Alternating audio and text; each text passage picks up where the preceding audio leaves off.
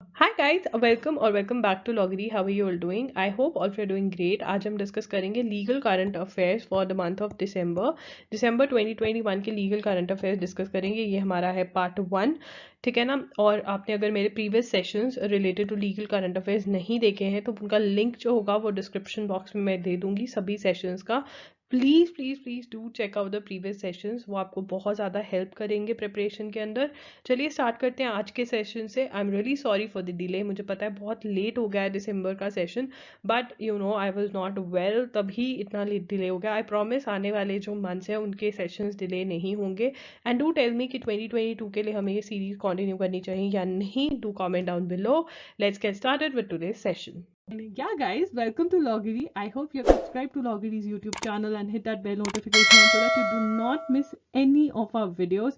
And I hope you're following us on Instagram. We're there by the name @IamLoggery. We do pretty motivational stuff out there if you want to stay happy, if you want to stay motivated, and if you want to stay connected a little more with Loggery, then do follow us on Instagram. हमें पता है, मैंने आपको previous videos में previous sessions में हमने discuss किया है कि EWS कोटा से रिलेटेड इश्यूज चल रहे हैं कि जो 8 लाख की स्लैब सेट करी हुई है वो ठीक है या नहीं है, ठीक है ना। इज इट करेक्ट, और वो कैसे करी है, तो ये चेक करने के लिए गवर्नमेंट ने अपॉइंट किए हैं 3 मेंबर पैनल अपॉइंट किया टू रिव्यू EWS कोटा। तो EWS कोटा क्या होता है, इकोनॉमिकली वीकर सेक्शन के लिए, जो इकोनॉमिकली मतलब जिनके पास पैसा जो है गवर्नमेंट कह रही है कितना ज़्यादा नहीं है, तो उनको क्या कह रहे हैं, इकोनॉमिकली वीकर सेक्शन, ठीक है ना। इकोनॉमिकली वीकर सेक्शन का कोटा है, तो उसको चेक करने के लिए कि क्या ये सही है जो भी इसकी गाइडलाइंस प्रिपेयर करी गई है, उसके लिए एक पैनल क्रिएट किया गया है। पैनल के अंदर कौन कौन है ये हमें जानना बहुत ज़्यादा इंपॉर्टेंट है। ये हमारा क्वेश्चन बहुत इंपॉर्टेंट है कि कौन कौन है उस पैनल में। Former finance secretary Ajay Bhushan Pandey, member secretary Indian council of social science research VK Malhotra, and principal economic adviser to the government of India Sanjeev Sanyal. ये तीनों के तीनों हमें याद रखने हैं, ये इंपॉर्टेंट है, सभी इसके नोट्स बना लेंगे, ठीक है। 6 lakh Indians renounced citizenship, 6 lakh Indians ने रिनाउंस करी, मतलब गिव अप करी क्या, सिटीजनशिप, ठीक है ना। More than 6 lakh Indians renounce citizenship in the past 5 years, कितनी ईयर्स में, पास्ट 5 ईयर्स। ये हमारे लिए इंपॉर्टेंट है, बार बार न्यूज में आ रहा है, इसके ऊपर एडिटोरियल्स भी लिखे गए, तो ये नंबर याद रख लेंगे।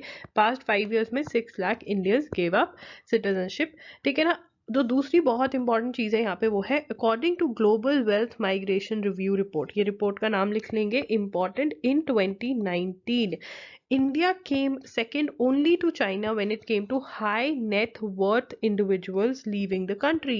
वो कहते हैं कि इस सर्वे के अकॉर्डिंग HNIs क्या है, इसकी फुल फॉर्म क्या है, HNIs की फुल फॉर्म है हाई नेट वर्थ इंडिविजुअल्स, मतलब जिसको हम ब्रेन ड्रेन भी बोल देते हैं, कि जो दिमागी लोग हैं, जो जो एसेट है इंडिया के लिए, वो छोड़कर जा रहे हैं इंडिया को। वो इंडिया कौन से रैंक पे आता है, सेकंड नंबर पे आता है। ऐसे लोग जो इंडिया को छोड़कर जा रहे हैं उनको इन्होंने क्या बोला है, HNIs, क्या है, high net worth individuals, right. और ये रिपोर्ट का नाम भी हम याद कर लेंगे, ये इंपॉर्टेंट है, पूरा का पूरा पैराग्राफ इसको हम नोट कर लेंगे। Bombay high court grant Sudha Bharadwaj bell, तो भीमा कोरेगांव केस के अंदर इनको बेल मिली है, ठीक है ना।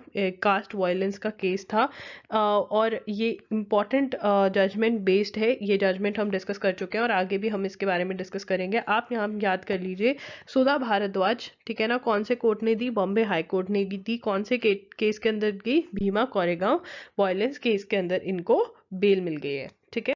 अब बात कर लेते हैं कि भीमा कोरेगांव का जो वायलेंस था वो क्या था, ठीक है। तो ये लोग 200th एनिवर्सरी सेलिब्रेट कर रहे थे बैटल ऑफ भीमा कोरेगांव की, ठीक है। वहां पर स्टोन पेल्टिंग स्टार्ट हो गई, एक यूथ की डेथ हो गई, 5 इंजर्ड हो गए, ठीक है। इसको एल्गर परिषद कन्वेंशन भी कहा जाता है, ठीक है। एल्गर का मतलब होता है लाउड इन्विटेशन और लाउड डिक्लेरेशन। तो बेसिकली क्या है ये भीमे कोरेगांव, तो ये बेसिकली 200th एनिवर्सरी सेलिब्रेट कर रहे थे, किसकी, बैटल ऑफ भीमे कोरेगांव की। भीमे कोरेगांव की बैटल 1818 में हुई थी, ठीक है ना।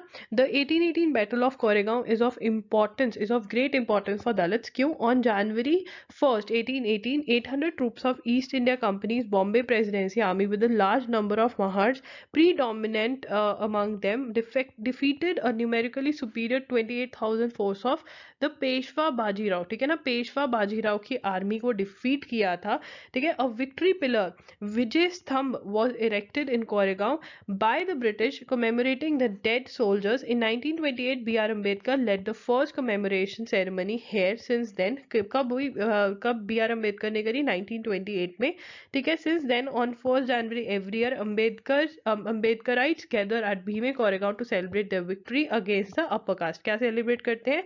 Victory against the upper caste, ठीक है ना। Peshwa regime of the Maratha empire whom they see as their oppressors. तो यहाँ पर ये सेलिब्रेट करने के लिए इकट्ठे हुए थे और यहाँ पर वायलेंस हुआ, ठीक है ना, 2018 के अंदर। बात करते हैं जुडिशियल इंफ्रास्ट्रक्चर की। तो हमें पता है कि जो हमारे चीफ जस्टिस है NV रमन्ना, वो कब से कह रहे हैं अपनी स्पीचेस के अंदर, जहां पर भी जाते हैं वो क्या बोल रहे हैं कि एक काउंसिल बननी चाहिए जुडिशियल इंफ्रास्ट्रक्चर की, जो काम करे कोर्ट्स के जो इंफ्रास्ट्रक्चर है उसको इम्प्रूव करने में। बिकॉज वो कहते हैं कि जितने सारे केसेस हैं उस हिसाब से हमारे पास कोर्ट रूम्स नहीं है, उस हिसाब से हमारे पास फैसिलिटीज नहीं है, जो बनता है बहुत बड़ा रीजन कि इंडिया में इतने ज्यादा पेंडिंग केसेस हैं, ठीक है ना। तो अब क्या हुआ, एक बेंच ने, जो जस्टिस DY चंद्रचूड़ जज हैं हमारे, उन्होंने बोला एडिशनल सॉलिसिटर जनरल को, मतलब सरकारी वकील को इंडिया के, कि आप गवर्नमेंट से कंसल्ट करिए और बताइए कि वो क्या इस बारे में सोच रही हैं, कि जुडिशियल इंफ्रास्ट्रक्चर क्या रही हैं इसके बारे में। तो उन्होंने सुजेस्ट किया कि एक सीनियर जजेस को इस काउंसिल का पार्ट बनाइए, union minister for law and justice, secretary finance को पार्ट बनाइए और ये काउंसिल बनानी चाहिए। इसके बारे में हम और पढ़ लेते हैं। देखिए, chief justice Ramana suggest one central agency. वो क्या कह रहे हैं कि एक सेंट्रल एजेंसी होनी चाहिए, टॉप पर एक सेंट्रल एजेंसी होगी, ठीक है ना, with a degree of autonomy, मतलब अ डिग्री ऑफ इंडिपेंडेंस। वो क्या देखेगी, ये जो काउंसिल है वो overseeing infrastructure development of subordinate courts, जो नीचे वाले कोर्ट्स हैं हमारे, ठीक है ना, उनकी सुबॉर्डिनेट कोर्ट्स, जो डिस्ट्रिक्ट कोर्ट है, सेशंस कोर्ट है, इनका वो देखेंगे कि कैसा इंफ्रास्ट्रक्चर है, क्या इंप्रूवमेंट करनी है, ठीक है ना। तो उसमें सबसे बड़ी प्रॉब्लम क्या है, वो कहते हैं कि जो बजट है जो सैंक्शन किया गया था 2019-2020 में, वो था 981.98 करोड़ सैंक्शन था under the centrally sponsored scheme to the states and union territories for development of infrastructure in the courts. Only 84.9 crore was utilise. वो कहते हैं कि देखो यहाँ पे फंड्स की कमी नहीं है, ठीक है ना, इतना ज्यादा फंड दिया गया, बस इतना ही यूज किया गया। तो किस चीज की कमी है, कि कोई गाइड नहीं कर रहा है कि कहाँ पर प्रॉब्लम, कहाँ पर है कि ये फंड अच्छे से यूटिलाइज नहीं करे जा रहे हैं। This is one of the reason why the chief justice of India NV Ramana recently propose creation of a national, इसकी ये बहुत इंपॉर्टेंट है, national judicial infrastructure authority of India, NJIAI। इसकी फुल फॉर्म नोट कर लेंगे, ये इंपॉर्टेंट है, हमारे क्वेश्चन में आ सकता है कि NJIAI की फुल फॉर्म क्या है। वो है national judicial infrastructure authority of India, which will take control of the budgeting and infrastructure development of subordinate courts in the country, ठीक है। The proposed NJIAI would work as a central agency with each state having its own state judicial infrastructure authority, much like the National Legal Services Authority model, ठीक है ना। तो state की अपनी judicial infrastructure authority होगी। It has also been suggested that the Chief Justice of India could be the patron in chief of NJIAI, like in NALSA, and unlike NALSA, which is serviced by the Ministry of Law and Justice, the proposed NJIAI should be placed under the Supreme Court of India, the source said. In the NJIAI, there could be a few High Court judges as members. तो वो कहते हैं कि ये council होनी चाहिए। हमें full forms याद रखनी है, ये हमारे लिए बहुत ज़्यादा इम्पॉर्टेंट है कि सेंट्रल एजेंसी को क्या कहेंगे, NJIAI, और फिर स्टेट लेवल पे स्टेट एजेंसी होगी, ठीक है ना, जिसका नाम होगा स्टेट जुडिशियल इंफ्रास्ट्रक्चर अथॉरिटी, ठीक है। यूपी मतलब Uttar Pradesh reports most UAPA cases. UAPA की फुल फॉर्म क्या है? Unlawful activities prevention act 1964। ये इंपॉर्टेंट है, सभी इसको याद रखेंगे यूएपीए की फुल फॉर्म को। Uttar Pradesh reports the highest number of arrest under the stringent unlawful activities prevention act followed by Jammu and Kashmir and Manipur according to data tabled by the government in the Rajya Sabha. तो top पे कौन है हमारा? यूपी है, उसके बाद कौन सा है? जम्मू एंड कश्मीर और फिर Manipur. Uttar Pradesh recorded 361 UAPA arrest, Jammu Kashmir 346, Manipur 225 in 2020. Minister of State for Home Nityanand Rai said in a written reply that as per the National Crime Record Bureau's report, the number of persons arrested under the Unlawful Activities Prevention Act in the years 2019-2020 are so and so. हमें states का याद रखना है, ये हमारे लिए ज़्यादा important है, ये हमारा ज़्यादा क्वेश्चन बनता है, ठीक है ना। The Assisted Reproductive Technology Regulation Bill 2020 pass by Lok Sabha and Rajya Sabha, जिसको 8 भी बोला जा रहा है, और इसके बारे में पढ़ लेते हैं, डिस्कस कर लेते हैं। The bill proposes the establishment of a national registry and registration authority for all clinics and medical professionals serving in this field.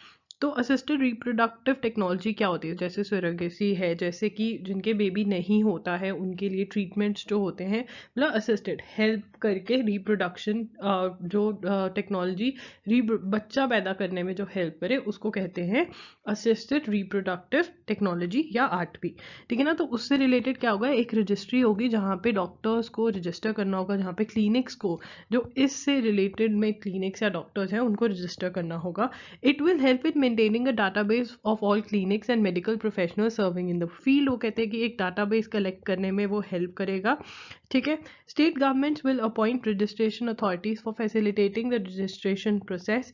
The registration will be valid for 5 years and can be renewed after further 5 years। तो state जो होंगी वो registration process करेंगे और 5 years के लिए valid होगा जो रजिस्ट्रेशन होगा। It seeks to regulate and supervise assisted reproductive technology, that is ART, clinics and ART banks, prevent misuse, adopt safe and ethical practice and so on. Why? क्यों लेकर आ रहे हैं ये कि safe and ethical practices हों? Bill proposes the constitution of a national board. The board will set minimum standards of physical infrastructure, laboratory, diagnostic equipment, and expert manpower to be employed by clinics and banks. It further seeks stringent punishment for those practicing sex selection, sale of human embryos or gametes, or found running agencies, rackets, and organization for such practices in violation of law. के अंदर punishment भी define होगी अगर कोई कुछ गलत करता है। तो that is what is art. Rights of a child born through art, ठीक है। A child born through art will be deemed to be a biological child of the commissioning couple and will be entitled to the rights and privileges available to a natural child of the commissioning couple. A donor will not have any parental rights over the child. Vicky donor देखी थी ना हमने, तो sperm, उसके अंदर sperm donate हो रहे थे, और ऐसे बहुत सारे और भी सिस्टम्स होते हैं जिसके अंदर डोनर्स चाहिए होते हैं। तो वो क्या कह रहे हैं कि जिस कपल ने वो बच्चा पैदा करना है, ठीक है ना, उनका वो बच्चा होगा, उस बच्चे की सारी राइट्स होंगे एज अ नेचुरल चाइल्ड जैसे होती है, ठीक है। और जो डोनर होगा उनकी कोई राइट नहीं होगी उस बच्चे पे। Conditions for gamete donation and supply, screening of gamete donors, collection and storage of semen, and provision of oocyte donor can only be done by a registered art bank, ठीक है। A bank can obtain semen from males between 21 and 55 years, ये note कर लीजिए, ये important है as जो है, and oocytes from females between 23 and 35 years of age, ठीक है। आर्ट क्यों यूज किया जाता है? Is use to treat infertility. Infertility मतलब बच्चा नहीं हो रहा है, ठीक है। It includes fertility treatments that handle both a women's egg and a man sperm. It works by removing eggs from a women's body and mixing them with sperm to make embryos. तो body के बाहर ये mixing करी जाती है कि man का sperm और वुमेन का एग जो होता है वो बाहर मिलाया जाता है। The embryos are then put back in the women's body. जो एम्ब्रॉय बनता है फिर वो वापस से वुमेन की बॉडी में डाल दिया जाता है।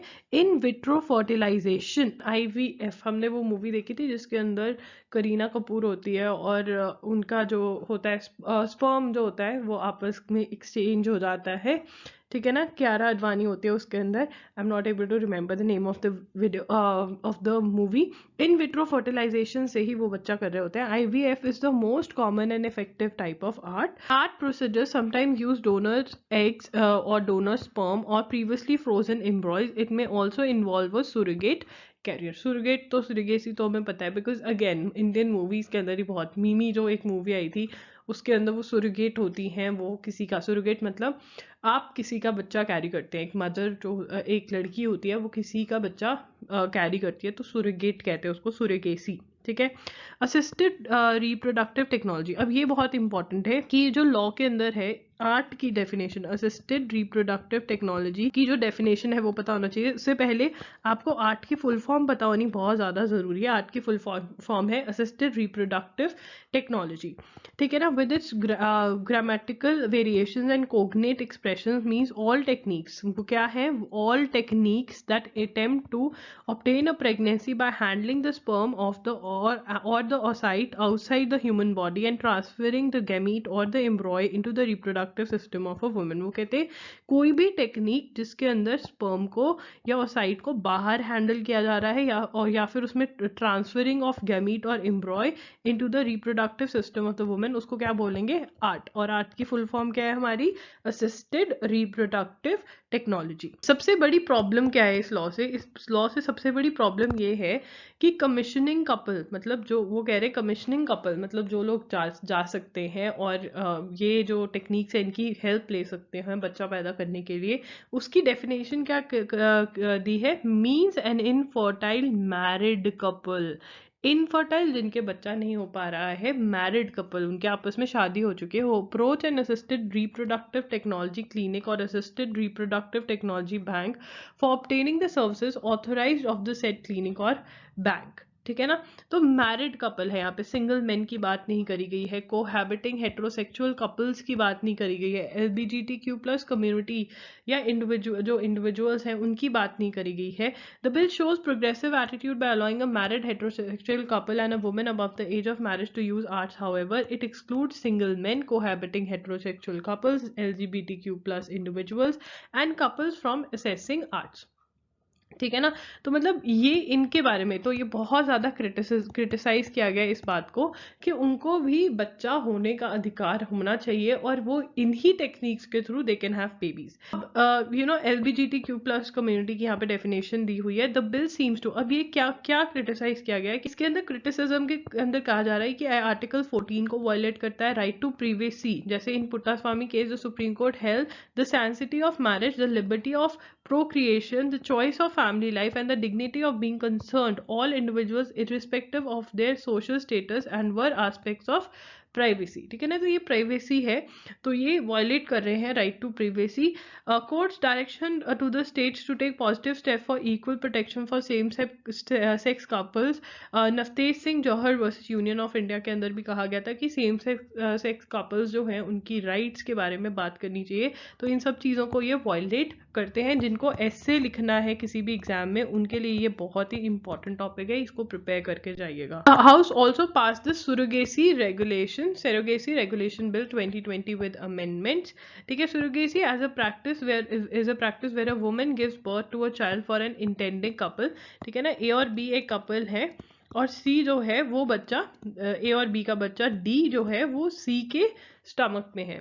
ठीक है ना. She is the one who is bearing the child for the couple A and B. It can be for individuals also with the intention to hand over the child after the birth to the intending couple. Priyanka Chopra ने अभी surrogacy का use करते हुए she had a baby girl. तो ये है surrogacy. Right. So the proposed bill was earlier passed by the Lok Sabha, but the Rajya Sabha had referred it to select committee.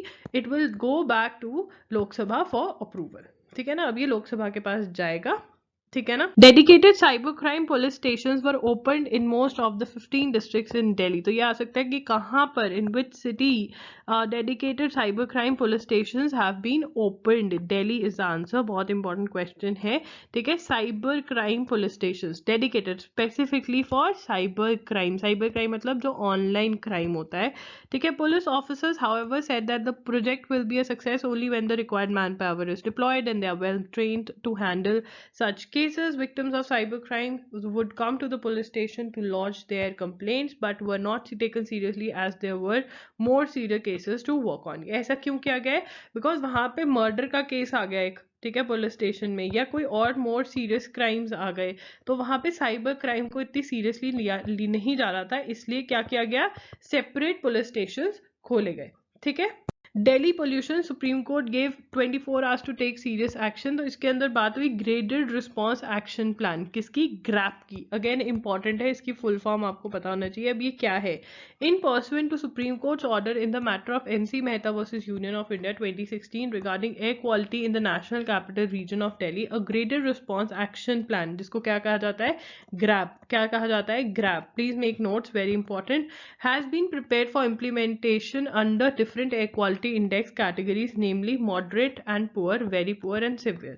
A new category of severe plus और emergency has been added. क्या, इसको एक नई category add कर दी गई है air quality index के अंदर, वो क्या है, सेवियर प्लस, बहुत ज्यादा सेवियर प्लस, और emergency या फिर emergency has been added. The plan was notified by Ministry of Environment, Forest and Climate Change in 2017. ये important है, प्लीज इसको नोट कर लो.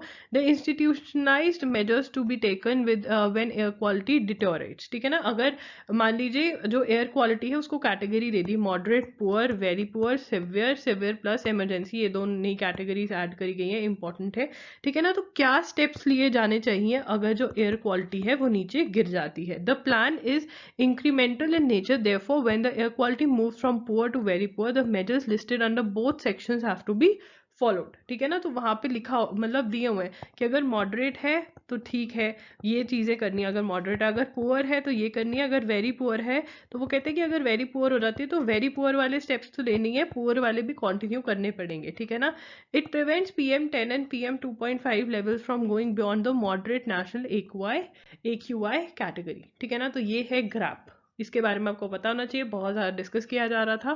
Bill to extend ED CBI chief passed in Lok Sabha, इसके बारे में हम ऑलरेडी बहुत पढ़ चुके हैं। The government introduce 2 bills in the Lok Sabha that seek to extend the tenures of the directors of CBI and enforcement directorate. कौन से डायरेक्टर्स का, CBI और इन्फोर्समेंट डायरेक्टरेट, ये आपको याद करना है, ये इंपॉर्टेंट है। अप टू कितने सालों तक का एक्सटेंड कर सकते हैं, up to a minimum of, maximum not minimum, maximum of 5 years, इसको भी नोट कर लीजिए। Amid protest from opposition members who said that the bills were against the Supreme Court observation on the matter and were being brought into harass opposition leaders from such agencies, ठीक है। तो वो कहते हैं कि supreme court का जो order supreme court ने दिया, ये चीज उसके अगेंस्ट है। Minister of state and personnel training doctor Jitendra Singh introduce the central vigilance commission amendment bill 2021 and Delhi special police establishment amendment bill 2021 to replace ordinances that had been brought in the recess period. हमने ये as ordinance ही बहुत अच्छे से समझ लिए थे, तो अब ये लॉ बन गए, तो हमें याद रखना है कि किस किस के टेन्योर्स एक्सटेंड कर दिए हैं, ED इन्फोर्समेंट डायरेक्टरेट का जो डायरेक्टर है और CBI के डायरेक्टर हैं, मैक्सिमम 5 साल तक ये रह सकते हैं अब। और कौन कौन से बिल्स इंट्रोड्यूस करे गए, central vigilance commission amendment bill और Delhi special police establishment amendment bill, ठीक है ना। The bill replaces the ordinance. जब ऑर्डिनेंस आया था तो हमने बहुत अच्छे से इसके बारे में बात करी थी प्रीवियस उसके अंदर, I am not going to repeat, okay. No move for e voting, Rijiju tells Lok Sabha. अगर आपको कहीं पे भी ऐसे आ सकता है तो ये एक टॉपिक होगा कि क्या ई वोटिंग इंट्रोड्यूस कर देनी चाहिए, इसके एडवांटेजेस डिसएडवांटेजेस क्या हैं, तो इसके ऊपर जरूर से अपना टॉपिक प्रिपेयर करके जाना। देयर इज नो प्रपोजल, तो हमारे जो लॉ मिनिस्टर है उन्होंने क्या कहा है कि there is no proposal for to introduce electronic voting in the upcoming general elections. Law minister Kiran Rijiju inform the Lok Sabha. वो कहते हैं कि हमारा कोई प्लान नहीं है ई वोटिंग के लिए। In a written reply to an unstarred question by BJP member Dushyant Singh who had asked the law minister if he was aware of an e-voting experiment using a smartphone based app by Telangana State Election Commission and if such a technology could be used for general elections, Mr. Rijuju replied in the negative। तो हमने ये पढ़ा था कि Telangana state में election commission ने एक app बनाया है फॉर ई वोटिंग और वो ट्रायल कर रहे हैं कि क्या फ्यूचर में ई वोटिंग हो सकती है या नहीं। तो ये पूछा गया हमारे लॉ मिनिस्टर से कि क्या सेंट्रल गवर्नमेंट भी कुछ ऐसा प्लान कर रही है, तो उन्होंने रिफ्यूज कर दिया। इन reply to another written question on judicial infrastructure, Mr. Rijiju informed the House that the government has received a proposal for a National Judicial Infrastructure Authority of India from the Chief Justice of India for adequate infrastructure for courts. तो इसके बारे में भी बात हुई NJIAI के बारे में, तो जिसके बारे में हम बात कर चुके थे, बट ऐसा भी कुछ नहीं बोला जा रहा है इंफ्रास्ट्रक्चर काउंसिल के बारे में, ठीक है। बट ई वोटिंग के बारे में मैंने आपको सारा बता दिया, ओके। और तेलंगाना में कौन सा ऐप लॉन्च किया गया था, उसका नाम मुझे बताइए। चलिए, मैंने डिस्कस किया हुआ ये पहले। Supreme Court comes to the aid of sex workers, कौन से केस में? Buddhadev Karmaskar versus state of West Bengal and others. The Supreme Court has reiterated its direction to states and union territories to supply dry rations to sex workers identified by National AIDS Control Organization and district legal authorities without insisting on the production of identity documents like ration card. तो जो sex workers हैं उनको ration provide किया जाएगा और उनकी बिना identity, मतलब उनको ये इंसिस्ट नहीं कर सकते कि आप कोई भी डॉक्यूमेंट जो आपके आइडेंटिटी प्रूफ करता हो वो दिखाओ, उसके बिना ही आपको राशन देना है, ठीक है। किसको? सेक्स वर्कर्स को। कौन सी जजमेंट है? Buddhadev Karmaskar versus state of West Bengal. Important है, please make notes. Right to food has been recognized as a human right under article 21 of the Indian constitution. Again this is also important. Right to food किसका part है? Right to life and personal liberty under article 21. Though there is some improvement in the situation caused by COVID-19 pandemic, we are of the view that the constitutional obligation on the state governments and union territories to provide basic amenities to the citizens of this country takes into its fold that the sex workers are entitled for being provided dry ration.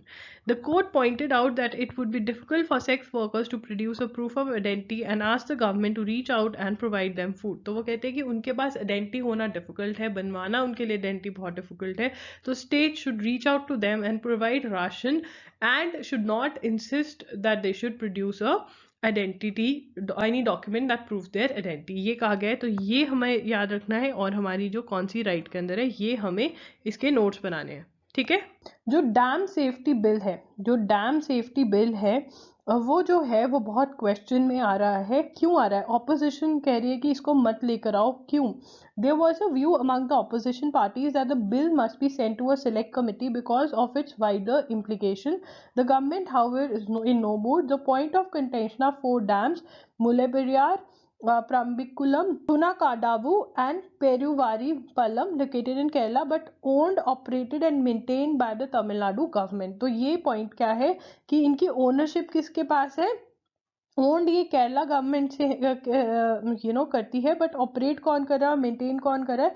Tamil Nadu government, ठीक है ना। तो dam safety bill जो है वो बहुत ज्यादा question के अंदर है, okay. The dam safety bill was passed by parliament amid strong objections from opposition. While it was passed by the Lok Sabha in August 2019, it was cleared by Rajya Sabha now.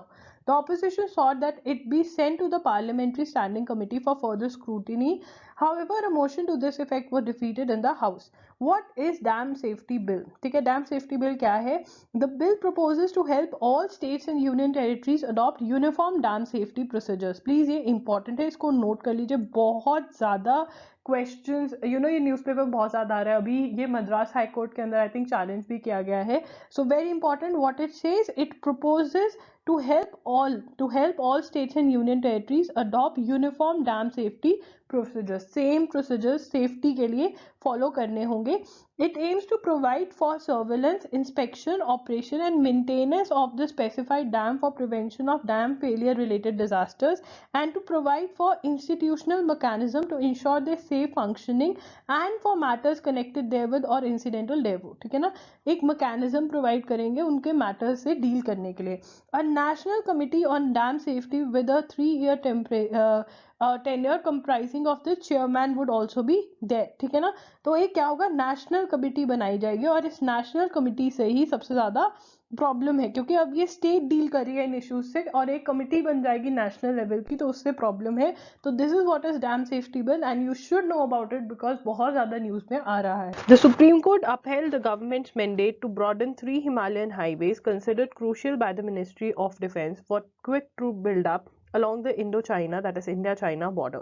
तो ये बहुत ही important judgement है, ठीक है ना। तो चार धाम highway project है इस प्रोजेक्ट का नाम, और क्योंकि इसको रोड को ब्रॉडन करने के लिए बहुत ज़्यादा इन्वायरमेंट पे इफेक्ट आ रहा था, तो इसको चैलेंज किया गया था कि वो हाईवे जो है उसको ब्रॉड नहीं करना चाहिए बिकॉज इन्वायरमेंट पे इफेक्ट आएगा। बट सुप्रीम कोर्ट ने कहा कि जो गवर्नमेंट ने डिसाइड किया है वो सही किया है, बिकॉज ये जो रोड्स हैं ये इंडो चाइना बॉर्डर के को वहाँ पे ट्रूप्स पहुँचाने में, वहाँ पे आर्मी पहुँचाने में हेल्प करती हैं, तो ये हमें चाहिए, ये हमें ब्रॉड करने पड़ेंगे हाईवे।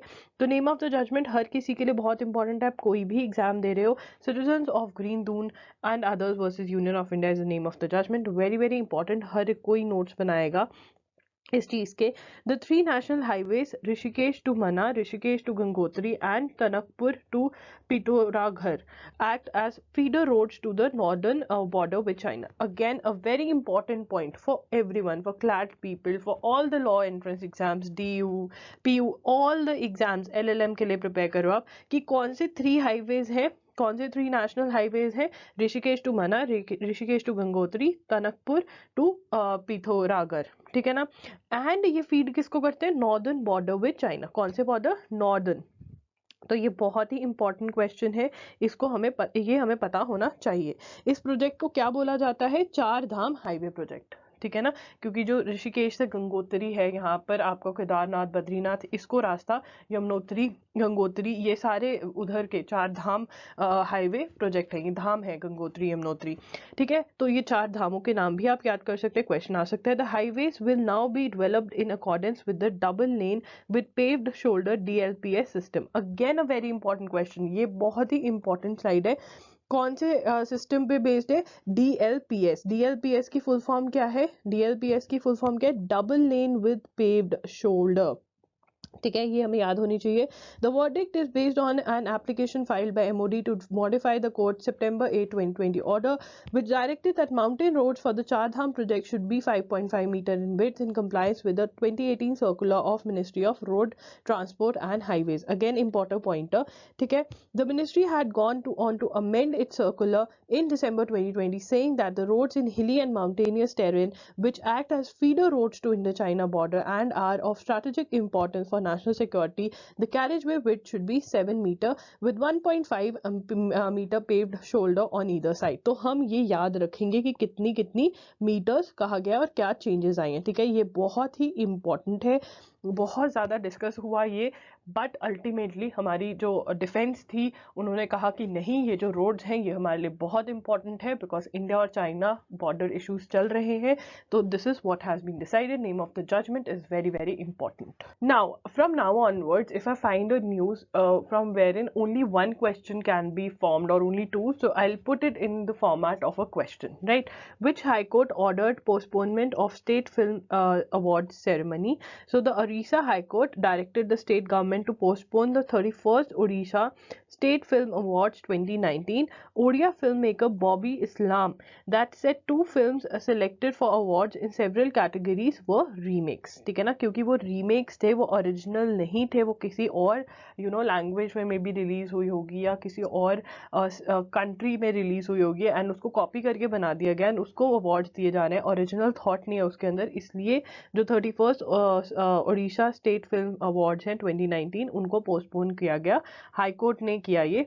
तो आंसर इसका है उड़ीसा हाई कोर्ट, ठीक है ना। Which high court order postponement of state film award ceremony, Orissa high court. क्यों, क्योंकि वो रीमेक्स थी, ठीक है। Punjab moves to Supreme court against extended BSF area. ये हमने पिछले सेशन में एक डिस्कस किया था कि इन्होंने इंक्रीज कर दिया एरिया सेंट्रल गवर्नमेंट ने, और Punjab is not really happy with it. Punjab has filed a suit in supreme court against the centre's move to increase the limits of jurisdiction of border security forces. मतलब security forces हैं, जैसे army होती है वैसे BSF होती है, जो border security forces होती है, ठीक है ना। तो इनका एक एरिया होता है कि यहाँ तक ये लोग सिक्योर करेंगे, और क्योंकि पंजाब के जो बॉर्डर्स हैं वो पाकिस्तान के साथ लगते हैं, तो इसलिए वहाँ पे बॉर्डर सिक्योरिटी फोर्सेस होती हैं। तो पहले वो 15 किलोमीटर तक रहती थी, अब 50 किलोमीटर कर दिया, मतलब जो इन्होंने एरिया है वो 15 से 50 कर दिया। ये बहुत इंपॉर्टेंट है, इसको नोट कर लीजिए, this is very very important. Along the Indian Pakistan international border, ठीक है, जो हमारा है पाकिस्तान के साथ, पंजाब के अंदर अमृतसर, फिरोजपुर, यहाँ पर बॉर्डर लगता है, और भी बहुत सारी जगहों पर लगता है बॉर्डर, तो वहाँ पर BSF रहती है। The state has filed an original suit challenging notification issued by the union home ministry extending the central forces area of jurisdiction, calling it a breach of the federal form of governance under the constitution। तो वो कहते हैं कि जो federal structure है, कि centre एक जगह, एक इंडियन गवर्नमेंट है और फिर स्टेट गवर्नमेंट है, ये जो स्ट्रक्चर है इसको वायलेट कर रहे हैं, इसको ब्रीच कर रहे हैं। Punjab said the notification issued under section 139 of Border Security Force Act 1968 encroaches on state subject in list 2 of the 7th schedule of constitution। तो वो क्या कह रहे हैं, जो ये नोटिफिकेशन इशू करी गई है अंडर सेक्शन 139, ये वायलेट करती है, क्योंकि ये जो सब्जेक्ट आता है ये स्टेट सब्जेक्ट है। हमें पता है 3 लिस्ट होते हैं, यूनियन लिस्ट है, स्टेट लिस्ट है और कॉन्करेंट लिस्ट है। तो वो कहते हैं ये स्टेट लिस्ट का सब्जेक्ट है, तो ये वायलेट कर रहे हैं। The state said it was neither consulted nor kept in know how before the issuance of its notification in October. The notification was unilateral. वो कहते हैं कि स्टेट को तो कंसल्ट भी नहीं किया गया। It pointed out that earlier notification from 1969 to 2014 had limited the BSF jurisdiction to 15 km from the international border in Punjab। ठीक है ना, तो वो कहते हैं कि पहले ये कम, पहले मतलब ये नोटिफिकेशन के थ्रू 15 किलोमीटर करी गई थी। Okay, the state said many district towns and villages of Punjab fail with in the 50 kilometre radius and came with in the jurisdiction of the state government. तो वो कहते हैं कि वो जो जुरिस्डिक्शन है, जो बॉर्डर से 50 किलोमीटर्स है, वहाँ पे बहुत सारे डिस्ट्रिक्ट्स आते हैं, तो वहाँ वो स्टेट की जुरिस्डिक्शन है, ना कि सेंट्रल की। ठीक है ना, तो ये है, हमें जो इसमें से मेजर याद करना है वो ये याद रखना है कि 15 किलोमीटर टू 50 किलोमीटर हो गए, कौन सी स्टेट में, पंजाब में। किसके साथ बॉर्डर लगता है, पाकिस्तान के साथ बॉर्डर लगता है। यही मेजर हमारे क्वेश्चंस बनेंगे, right. Odisha historians to study legal records. तो हमारा यहाँ से क्वेश्चन क्या बनेगा कि कहाँ पे, कौन से हाई कोर्ट ने ये स्टेप लिया है, कहा है कि जो लीगल रिकॉर्ड्स हैं, जो पुराने लीगल रिकॉर्ड्स हैं, उनको स्टडी किया जाएगा। ये कहा है उड़ीसा हाई कोर्ट ने, तो हम ये नोट कर लेंगे, right. Now, the Odisha High Court is considering roping in historians to study centuries old legal records। ठीक है, historians को लेकर आ रहे हैं कि वो बहुत पुराना जो legal record है उसको study करें and carry out research on the evolution of the state judiciary, कि कैसे evolve हुई, पहले क्या होता था, कैसे मतलब फंक्शन होता था, क्या प्रॉब्लम्स थी, कुछ ऐसा था मे बी जो अच्छा था और वो नहीं ओवर द इयर्स फॉलो किया गया, तो ऐसा कुछ। The work of scanning and digitization of legal records is going on at the court record room digitalization centre through national informatics centre services. ठीक है, वहाँ पर डिजिटाइजेशन हो रही है रिकॉर्ड्स की, मतलब जितने भी पहले प्रीवियस रिकॉर्ड्स थे, मतलब किसी ने पिटिशन फाइल किया, उसका रिप्लाई फाइल किया, तो पूरी की पूरी जो फाइल्स हैं उनको स्कैन करके उनके PDFs बनाए जा रहे हैं। ठीक है, बिकॉज रिकॉर्ड्स को संभालना अपने आप में एक बहुत बड़ा काम है। कभी आग लग जाती है, कभी कुछ हो जाता है, कभी गुम जाते हैं, बट अगर वो कंप्यूटर पे डाल दिए, मतलब अगर उनको उनका डिजिटाइज कर दिया, तो things get easier, ढूंढना भी easy हो जाता है। The Odisha High Court was established in 1948। Admiral Hari Kumar is Navy Chief। ठीक है ना, कौन है, who is the new Navy Chief? R Hari Kumar. ठीक है ना, he took charge as 25th chief of naval staff. कौन से है ये, 25th। तो ये क्वेश्चन जब भी आप रीसेंट अपॉइंटमेंट्स देख रहे हो, ठीक है ना, रीसेंट अपॉइंटमेंट्स, जो न्यू अपॉइंटमेंट्स है वो बहुत ज़्यादा इंपॉर्टेंट होती हैं हर एग्जाम के लिए, आपके लॉ एंट्रेंस एग्जाम्स के लिए ये बहुत ज़रूरी है। So you need to remember the name, number कौन से हैं, ठीक है, 25th है यहाँ पर, और इन्होंने किससे चार्ज लिया है, एडमायरल करमबीर सिंह से लिया। ठीक है ना, तो ये 3 बातें हमेशा याद रखनी है, बिकॉज अगर ईजी क्वेश्चन बनाना है तो वो डायरेक्ट नाम पूछ लेंगे, थोड़ा डिफिकल्ट बनाना है तो वो नंबर पूछ लेंगे, और थोड़ा और डिफिकल्ट बनाना है तो वो पिछले वाले का नाम पूछ लेंगे। Bill correcting drafting error in NDPS act pass by Lok Sabha. तो लिखने में, बिल को बनाने में, लॉ को बनाने में कुछ गलती हो गई थी, सो दे हैव करेक्टेड इट, उस एरर को ठीक किया है। The Lok Sabha passed a bill, NDPS की फुल फॉर्म हमारे लिए इंपॉर्टेंट रहती है, bill that corrects a drafting error in the narcotic drugs and psychotropic Substances Amendment Act retrospectively, with Finance Minister Nirmala Sitharaman stating that the retrospectively provisions were not substantive in nature। तो retrospective क्या होता है, एक तो देखिए आज जो भी डेट है, मान लीजिए आज 2 मार्च है, ठीक है ना। 2 मार्च को एक लॉ आता है और वो कहते हैं कि आज से ये एप्लीकेबल है, या आने वाली डेट में ये एप्लीकेबल होगा, मान लीजिए 15 मार्च से एप्लीकेबल होगा, ठीक है ना। बट एक होता है कि वो कहें कि नहीं, ये वाला जो लॉ है ये 1 जनवरी से एप्लीकेबल है, तो क्या है, पीछे से क्योंकि एप्लीकेबल है, पिछली डेट से एप्लीकेबल है, तो उसको क्या कहेंगे, retrospective. Amendments with retrospective effect to substantive part of criminal law is not permitted.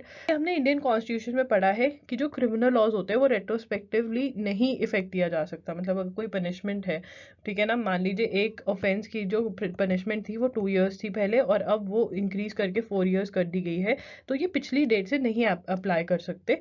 अगर 2 मार्च को ये लॉ है तो 2 मार्च को या उसके बाद की किसी डेट से एप्लीकेबल होगा, पर ये 1 जनवरी से अप्लाई नहीं कर सकते। बट वो कहते कि बट अगर कोई क्लैरिफिकेटरी अमेंडमेंट है, क्लैरिफिकेशन, ठीक है ना, उसको क्लैरिफिकेशन दे रहे हैं, उस लॉ को समझा रहे हैं, that seeks to remove an obvious mistake is permitted. वो कहते हैं कि अगर कोई ऑब्वियस मिस्टेक हो गई है क्रिमिनल लॉ में, उसको इंप्रूव करना रेट्रोस्पेक्टिव डेट से allowed है। The NDPS Act 1985 regulates the manufacture, transport and consumption of narcotic drugs and psychotropic substances. In 2014, the act was amended and the clause number of the definition of illicit activities was changed. तो illicit activities की जो definition है उसका जो clause number है वो change कर दिया था। However, the section on penalties for financing and such activities was not changed. The section on penalties for financing such activities was not changed, so it continued to refer to the earlier clause number of the definition. मतलब जो punishment थी वो पिछला number था, मान लीजिए उसका second clause था वो, तो जो और अब वो थर्ड है, तो वो सेकंड को ही रेफर कर रहे थे, तो वो चेंज कर दिया गया, ठीक है। पार्लियामेंट के सेशन में यूएन क्लॉज की इस बारी बात हुई है, और क्योंकि बात हुई है और ये न्यूज़ के अंदर आया है, तो इसके बारे में हमें पता होना ज़रूरी है। ये इंपॉर्टेंट करंट अफेयर इवेंट है। India lays emphasis on UNCLOS. तो यूएन क्लॉज क्या है, United Nations convention on law of sea. इसकी हमें फुल फॉर्म पता होना ज़रूरी है, ये इंपॉर्टेंट है, ठीक है ना। India remained committed to promoting a free, open and rule-based order rooted in international law and undotted by coercion. The Centre informed Parliament while reiterating support for the UN clause. मतलब ये क्या करता है, United Nations Convention on Law of Sea क्या है कि United Nations Convention on the Law of Sea in 1982 is an international agreement that establishes the legal framework for marine and maritime activities. जो sea के अंदर activities होती हैं उसको देखता है, और इंडिया इसको सपोर्ट करता है, ठीक है ना। India is a state party to UN clause. India ने इसको साइन किया हुआ है, जो इसमें लिखा हुआ है इंडिया उसके साथ खड़ा होता है, उसको फॉलो करता है। India also supported freedom of navigation and overflight and unimpeded commerce based on the principle of international law reflected notably in UNCLOS 1982, ठीक है ना। तो ये हमारे लिए ज़रूरी है, हमें इसकी फुल फॉर्म पता होना बहुत ज़्यादा ज़रूरी है। हमें ये पता होना चाहिए 1982 में इंटरनेशनल एग्रीमेंट हुआ और इंडिया इसका सिग्नेटरी है, ये हमें पता होना ज़रूरी है। India develop its maritime cooperation with regional partners in consonance with the government's vision of security and growth for all in the region. Again this is important, इसके बारे में भी बात करी गई, न्यूज़पेपर में आया था। ये क्या है, ये इंपॉर्टेंट है। क्या गवर्नमेंट्स विजन क्या है, security and growth for all in the region, और इसका शॉर्ट फॉर्म एब्रीविएशन क्या है इसकी, सागर, और फुल फॉर्म ये है, ये हमें पता होनी चाहिए। The steps taken include mission based deployments of naval ships and aircraft to enhance maritime domain awareness, promote maritime security and address contingencies that may arise, he stated, ठीक है। What is security and growth for all in the region? सागर का क्या मतलब है, security and growth for all the region, ये हमने पढ़ लिया। Is India's policy or doctrine of maritime cooperation in the Indian Ocean region? क्या maritime cooperation कौन से region में, Indian Ocean region में। Again this is important, इसको नोट करेंगे। The policy was first announced by Prime Minister Narendra Modi on March 12, 2015. Again this is important। उसके बाद although no single official documentary has been published regarding the approach of Sagar, there have been several initiatives and numerous maritime events that can be considered a part of, ठीक है ना। कोई official document या कुछ नहीं है, but हाँ ये अनाउंस किया गया था और कहा जा रहा है कि बहुत सारे इनिशिएटिव्स और एक्टिविटीज़ जो करी जा रही है वो इसी इनिशिएटिव का पार्ट देखा जा रहा, लग रहा है कि ऐसा उसका पार्ट है। It was in a key note address to the Indian Ocean Rim Association, IORA. अगेन ये इंपॉर्टेंट आ जाती है, ठीक है. When Prime Minister Narendra Modi articulated a vision for the Sagar initiative by stating that a vision for the Indian Ocean region is rooted in advancing cooperation in our region and to use our capabilities for the benefit of all in common maritime हो. ठीक है ना. तो ये सागर है और ये मार्च 12 2015 को इसको प्राइम मिनिस्टर ने अनाउंस किया गया था. इंडियन ओशन रीजन की ये पॉलिसी है. फुल फॉर्म हमें इसकी याद रखनी है. ठीक है. तो पार्लियामेंट में दोबारा बात चली है to repeal the places of worship act to construct Krishna temple in Mathura. ठीक है ना. तो ये हमें याद रखना है. प्लेसेस ऑफ वर्शिप एक्ट है. ये क्या कहता है? The places of worship act was brought in by Narasimha Rao government in 1991. कौन सी गवर्नमेंट लेकर आई थी? नरसिम्हा राव की गवर्नमेंट लेकर आई थी. 1991 के अंदर लेकर आई थी. और ये क्या कहता है? Which while keeping in Ram temple dispute outside the preview of the law. तब राम टेम्पल का डिस्प्यूट चल रहा था, बाबरी मस्जिद का अयोध्या वाला डिस्प्यूट. तो उसको आउटसाइड रखा प्लेसेस ऑफ वर्शिप एक्ट से और froze the status of places of worship as they were on 15 August 1947. ठीक है ना. बाकी सारी जगहों पे ये ऐसा कोई डिस्प्यूट ना हो तो उन्होंने बाकी सब जगहों को फ्रोज कर दिया रेट्रोस्पेक्टिवली. कब से? कि 15 अगस्त 1947 पे जब इंडिया इंडिपेंडेंट हुआ उस डेट को जैसा स्टेटस था वैसा ही वर्शिप प्लेसेस ऑफ वर्शिप का स्टेटस रहेगा. बट अब क्वेश्चन उठ रहा है कि वहां पे कहा जा रहा है कि कृष्णा टेम्पल मथुरा के अंदर भी वो कह रहे हैं कि अयोध्या वाली सिचुएशन थी कि पहले वहां पर टेम्पल हुआ करता था एंड फिर उसके बाद मॉस्क बना.